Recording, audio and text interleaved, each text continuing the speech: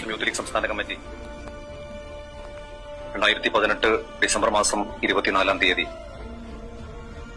കേരളീയ പൊതുസമൂഹത്തിന് സമർപ്പിച്ച വളണ്ടിയർ വിങ്ങാണ് വൈറ്റ് ഗാർഡ് എന്നത്. ഇന്ന് പ്രത്യേകിച്ച് പരിചയപ്പെടുത്തി കൊടുക്കേണ്ട ഒന്നല്ല. 15,000-ഓളം വരുന്ന വളണ്ടിയർ വിങ്ങിനെയാണ് അന്ന് യൂത്ത് ലീഗിന്റെ സംസ്ഥാന അധ്യക്ഷൻ സയ്യിദ് മണവർലി ശിഹാബ് തങ്ങൾ കേരളീയ പൊതുസമൂഹത്തിന് സമർപ്പിച്ചത്.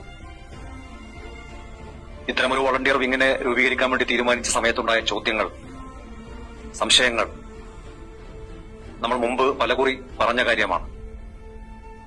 എന്തിനാണ് ഇത്രയും വലിയ റെസ്ക്യൂ ടീം? ആസാം പോലെ, ബീഹാർ പോലെ ദുരിതങ്ങൾ നിരന്തരമായി ഉണ്ടാകുന്ന ഒരു സംസ്ഥാനമല്ല കേരളം. ഇത്രയേറെ വളണ്ടിയർ വിങ്ങിനെ വെച്ച് എന്ത് റെസ്ക്യൂ പ്രവർത്തനമാണ് കേരളത്തിൽ നടത്താൻ പോകുന്നത് എന്ന ചോദ്യമായിരുന്നു അതിൽ ഏറ്റവും പ്രധാനപ്പെട്ട ചോദ്യം. എന്നാൽ 2 പ്രളയം വന്ന സമയത്ത്, പിന്നീട് നിപ വന്നപ്പോ, കോവിഡിന്റെ രൂപത്തിൽ മഹാമാരി വന്ന സമയത്ത് കേരളത്തിൽ നിസ്വാർത്ഥമായി ഓടി നടന്ന വളണ്ടിയർ വിങ്ങിന്റെ പേരാണ് വൈറ്റ് ഗാർഡ് എന്ന് അഭിമാനത്തോടുകൂടി നമുക്ക് പറയാൻ സാധിക്കും.